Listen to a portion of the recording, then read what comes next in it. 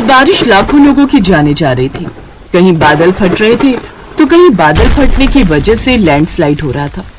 लोगों के घर, लोगों की गाड़ियां और लोगों के रिश्तेदार तो पानी में ऐसे बहे जा रहे थे जैसे मानो वो कोई प्लास्टिक के खिलौने हो। कुछ ऐसा ही हुआ केरल के एक गांव में। माँ, मैं काम पर जा रहा हूँ, अपना ख्याल रखना। इतनी तेज बारिश हो रही है, आसमान में बिजली भी बहुत तेज कड़क रही है। आप बिल्कुल भी बाहर मत निकलना, ठीक है, जब तक मैं आ ना जाऊं। लेकिन बेटा, इतनी तेज बारिश में तू काम पर कैसे जाएगा? ना ही तेरे पास बरसात में पहनने वाले कपड़े हैं और ना ही तेरे पास छाता है। माँ, जरा बाहर की तरफ देखो। इन पहाड़ों के पास और इन पेड़ पौधों के पास भी तो कोई छाता नहीं है, फिर भी ये कुदरत की बारिश का कितने प्रेम से स्वागत कर रहे हैं। तो मैं कौन होता हूँ खुद को बारिश से बचाने वाला? राहुल के पिता की मौत हो चुकी थी। वो अपनी बूढ़ी बीमार माँ के साथ पहाड़ों में ही बनी एक बस्ती की झोपड़पट्टी में रहता था। वो एक कपड़े की दुकान में काम करता था। वो जो भी कमाता था उसकी माँ के इलाज में चले जाते थे और बाकी का खाने पीने में। खैर, भीगता हुआ राहुल अपनी दुकान पहुंच गया। मैं मालिक होकर अपनी दुकान पहले पहुंच गया और तू नौकर होकर मेरे बाद में पहुंच रहा है। मालिक, आप तो जानते हैं कि मेरी माँ बीमार रहती है, इसलिए खाना बनाने में थोड़ा लेट हो गया। वैसे मैं टाइम पर निकल गया था, लेकिन बारिश की वजह से थोड़ा सा लेट हो गया मालिक। ऐसा है? हर महीने जो मैं तुझे पगार देता हूँ उसमें से कुछ पैसे बचाकर तू एक छाता नहीं खरीद सकता? आधा पैसा माँ के इलाज में चला जाता होगा और बाकी के बचे हुए पैसों से तू दारू पी जाता होगा। आजकल के लड़कों को अच्छी तरह से जानता हूं मैं। वैसे भी बारिश में दारू पीने का मजा ही अलग है। क्यों, सही कहा ना मैंने? अरे नहीं नहीं मालिक, मैं कोई नशा नहीं करता हूँ। कल से लेट नहीं होगा और कोशिश करूंगा कि जल्द ही मैं छाता खरीद लूं। नहीं नहीं, तू वापस अपने घर चला जा। तू पूरी तरीके से गीला हो चुका है। अगर तू मेरी दुकान के अंदर आएगा तो पूरा शोरूम गंदा हो जाएगा, फिर कोई भी ग्राहक हमारी दुकान पर नहीं आएगा। आज की तेरी पेमेंट भी कट जाएगी। कल से मैं भीगा हुआ नहीं आऊंगा, मैं कुछ ना कुछ जुगाड़ जरूर कर लूंगा। आज मुझे काम करने दीजिए। देख राहुल, मुझसे बहस मत कर। इस बात का शुक्रिया अदा कर कि मैं सिर्फ आज की ही पेमेंट काट रहा हूं। अगर ज्यादा जिद की तो मैं काम से ही निकाल दूंगा तुझे। वैसे भी लड़कों की कमी नहीं है आजकल के बेरोजगारी के समय में। अब अगर राहुल कुछ बोलता तो इतनी भयंकर बरसात में उसका काम भी बंद हो जाता। इसीलिए वो बिना कुछ बोले वापस अपने घर की तरफ लौट पड़ा। बारिश बहुत तेज हो रही थी। तभी उसने देखा कि आसपास की चट्टानें पिघलकर नीचे गिरने लगी। राहुल वहीं रुक गया। लगता है इस बार की बरसात कई लोगों की जान लेकर जाएगी। अभी मैं यहीं रुक जाता हूँ, क्योंकि अगर माँ को पता चला कि मालिक ने मुझे आज काम करने के लिए मना कर दिया तो वो फालतू में परेशान हो जाएंगी। राहुल शाम तक एक पेड़ के नीचे बैठा रहा। रात को वो अपने घर पहुंचा तो देखा कि उसके घर के बाहर कमर तक पानी भरा हुआ था। वो जल्दी से अपने घर के अंदर गया। माँ को देखा तो वो बिस्तर पर लेटी हुई थी। तू आ गया बेटा, मुझे तेरी ही चिंता हो रही थी। आज तो बारिश ने सारे ही रिकॉर्ड तोड़ दिए। हाँ माँ, बाहर तो बहुत तेज बारिश हो रही है। आसपास की चट्टानें तक टूटकर गिरती जा रही हैं। खाना खाने के बाद राहुल ने अपनी माँ को दवाई खिलाई और उनके पैर दबाकर सो गया। रात भर वो यही प्रार्थना करता रहा कि सुबह थोड़ी देर के लिए बारिश ना हो, ताकि वो टाइम पर बिना भीगे काम पर जा सके। इसलिए वो सुबह 5 बजे ही उठा और देखा कि बारिश नहीं हो रही थी। माँ, आज मालिक ने मुझे थोड़ा जल्दी बुलाया, मैं जाता हूँ। चिंता मत करो, शाम को भी जल्दी आ जाऊंगा। इतना कहकर राहुल सुबह 5 बजे ही निकल गया, लेकिन शायद कुदरत को कुछ और ही मंजूर था।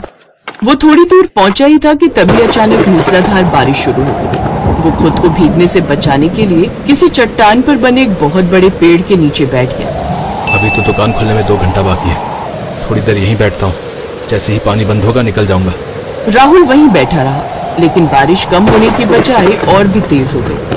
तभी जहाँ पर राहुल बैठा था वहाँ की चट्टानें टूटकर नीचे की तरफ गिरने लगी। राहुल वहाँ से थोड़ा हट गया, लेकिन तभी उसने देखा कि एक अघोरी बाबा वहाँ से गुजर रहे थे और एक बहुत बड़ी चट्टान टूटकर उन बाबा के ऊपर गिरने ही वाली थी कि तभी राहुल बीच में आ गया और वो चट्टान राहुल की पीठ से टकराकर दूसरी तरफ गिर गई। जीते रहो बेटा, आज तुमने इस अघोरी की जान बचा ली। बाबा, मेरी जगह कोई भी होता तो वो आपकी जान बचाता ही। आप जैसी महात्माओं के आशीर्वाद से ही तो ये दुनिया चल रही है। आपको भला मैं कैसे कुछ होने दे सकता था? बेटा, हर एक इंसान के अंदर एक महापुरुष बैठा होता है, लेकिन वो सोया हुआ होता है। अनजाने में ही सही, लेकिन तुम्हारे अंदर बैठा हुआ ईश्वर अचानक जाग गया और उसी ईश्वर ने मेरी जान बचा ली। लेकिन तुम इतनी तेज बारिश में यहाँ चट्टान पर अकेले क्यों बैठे हुए हो? अरे बाबा जी, अब आपको क्या बताऊं। जहां मैं काम करता हूं वहां पर अगर मैं भीगा हुआ चला जाता तो मेरा मालिक दुकान के अंदर नहीं घुसने देता। मैंने सोचा था कि जल्दी घर से निकल जाऊंगा और बिना भीगे दुकान पर पहुंच जाऊंगा, लेकिन तभी अचानक बारिश बीच में होने लगी और मैं भीगने से बचने के लिए यहीं पर बैठ गया। लेकिन आपको बचाते बचाते मैं फिर से भीग गया। बेटा, जब तुम काम करते हो तो एक छाता क्यों नहीं ले लेते? अब मैं आपको क्या बताऊं बाबा जी। इससे पहले कि राहुल उन्हें कुछ बोल पाता, उस अघोरी बाबा ने उसे बोलने से रोक लिया। आगे कुछ मत बोल बच्चा, बाबा को सब पता है। ये ले बेटा, तुमने मेरी जान बचाई, उसके बदले में मैं तुम्हें ये छाता देता हूं। लेकिन बाबा, फिर आपको बारिश से कौन बचाएगा? इतनी बड़ी चट्टान से मुझे तुमने बचा ही लिया, बारिश से भी कोई ना कोई बचा ही लेगा बेटा।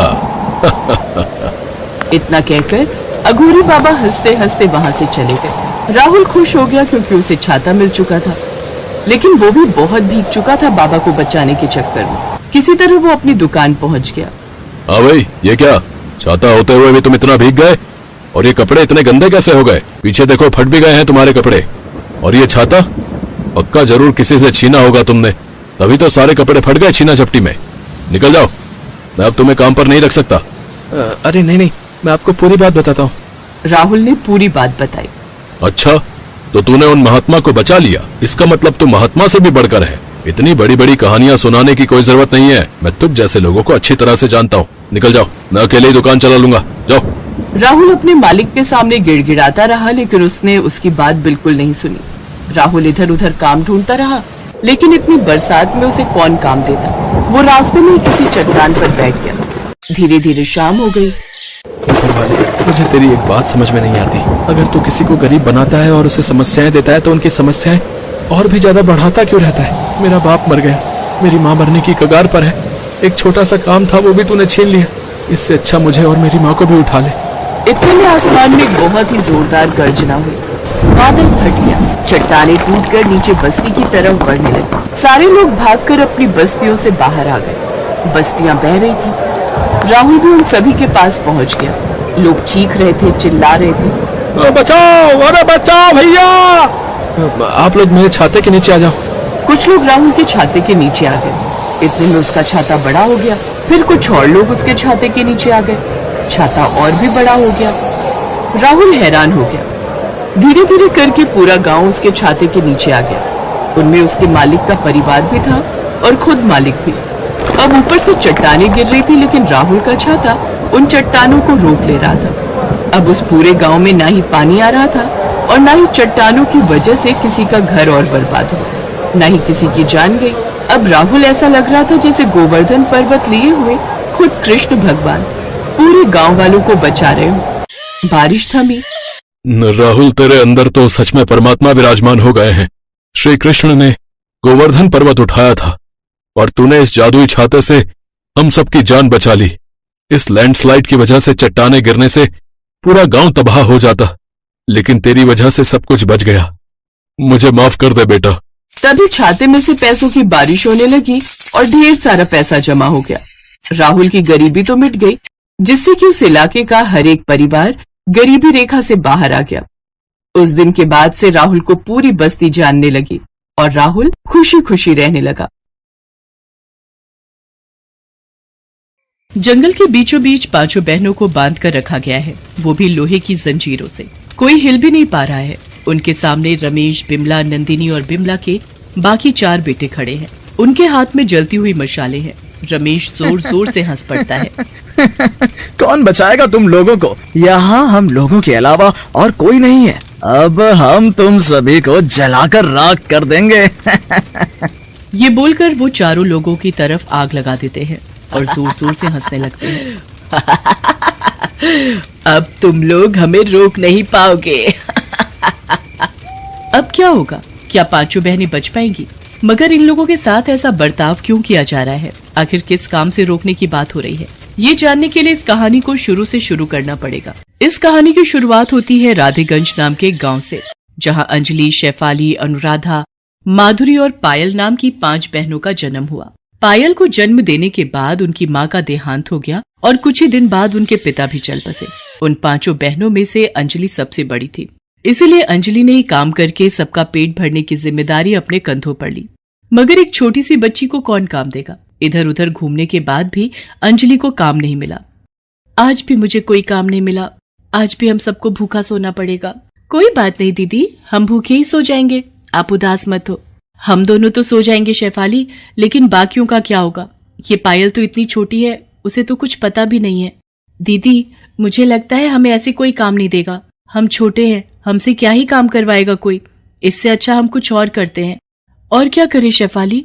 आज गांव के लोग आपस में बातें कर रहे थे कि गांव में एक बहुत बड़ा जादूगर आने वाला है और जादू देखने के लिए टिकट लेना पड़ेगा। एक टिकट की कीमत 100 रुपए है। हम भी तो जादू सीख सकते हैं दीदी। जादू सीख कर सभी को दिखाएंगे और पैसा कमाएंगे। हाँ, ये तूने सही कहा शेफाली। इसके बाद अंजलि ने खुद से ही कुछ जादू का करतब करना सीख लिया और इधर उधर घूमकर लोगों को दिखाने लगी। जादू का खेल तो सबको पसंद होता है, इसीलिए जादू देखने के बाद सब लोग अंजलि को पैसे भी देने लगे। उन पैसों से अंजलि घर चलाने लगी। ऐसे ही समय बीतता गया, सभी बड़े होने लगे और पांचों बहनें मिलकर जादू का खेल दिखाने लगी। ये करते करते पांचों बहनें जवान हो गई। दिन भर पांचों बहनें यहाँ वहां घूमकर जादू का खेल दिखाती और शाम को घर लौटकर सभी अंजलि को सारे पैसे दे देती हैं। पांचों के बीच बहुत प्यार होता है। ये लीजिए अंजलि दीदी, आज जादू का खेल दिखाकर बस इतना ही हो पाया। आज मेरा भी ज्यादा नहीं हुआ। कोई बात नहीं, हर रोज एक जैसा थोड़ी होता है। हम पांचों ऐसे ही एक साथ रहेंगे और सारा सुख दुख एक साथ बांट लेंगे। तभी वहां पर गांव के मुखिया जी आते हैं। अरे मुखिया जी, आप यहाँ आइए, बैठिए ना, बोलिए क्या बात है? अंजलि, हम गांव वाले तुम पांचों से बहुत प्यार करते हैं। तुम लोगों की शादी की उम्र हो गई है, तुम लोगों के माता पिता जिंदा नहीं हैं, इसलिए तुम लोगों की शादी का भार तो हम गांव वालों को ही उठाना पड़ेगा ना। शादी करके घर बसाना कौन नहीं चाहता मुखिया जी, मगर हमसे शादी करेगा कौन? वही तो बताने आया हूँ। मेरे पास तुम लोगों के लिए एक रिश्ता है। यहाँ से बहुत दूर एक गांव है रतनपुरा, वहाँ बिमला नाम की एक औरत रहती है। उनके 5 बेटे और एक बेटी है। अपने 5 बेटों के लिए वो लड़कियां ढूंढ रही है। अगर तुम लोगों की सहमति हो तो मैं बात आगे बढ़ाऊं? सहमति तो है मुखिया जी, मगर हम यहाँ वहाँ जादू का खेल दिखाकर किसी तरह गुजारा करते हैं। हम दहेज कहाँ से देंगे? अरे उसकी चिंता तुम मत करो, हम गांव वाले चंदा जमा करके दहेज का इंतजाम कर लेंगे। मुखिया जी शादी की बात आगे बढ़ाते हैं। बिमला को 5 लड़कियां पसंद आती हैं। वो दहेज में 5 लाख रुपए की मांग करती है। मुखिया जी मान जाते हैं और सभी गांव वाले मिलकर दहेज का सारा पैसा बिमला के हाथों में दे देते हैं। 5 बहनों की शादी हो जाती है और वो ससुराल चली जाती हैं। आज मेरा सपना सच हो गया। आज हम 5 को एक घर मिल गया। लेकिन अंजलि की खुशी ज्यादा दिन टिकी नहीं। 2-3 दिन बाद से ही 5 बहनों पर अत्याचार शुरू हो गया। बिमला 5 से घर के सारे काम करवाने लगी। उनकी ननद नंदिनी भी 5 पर हुकूमत करने लगी। ए भाभी, मेरे कपड़े धो देना। और वो सबसे छोटी वाली, क्या नाम है तुम्हारा? मेरा नाम पायल है। हाँ पायल, इधर आओ, मेरे पैर में दर्द हो रहा है, मेरे पैर दबा दो। वो 5 बस यही करने लगी। अंजलि का पति रमेश भी अंजलि को मारने पीटने लगा।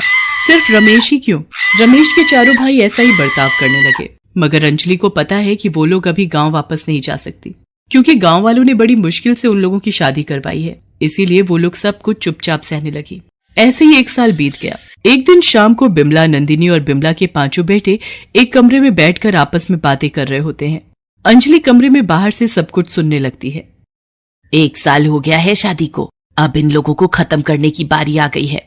कल रात को करेंगे माँ, जब ये सब सो रही होंगी तब इन लोगों का काम तमाम कर देंगे।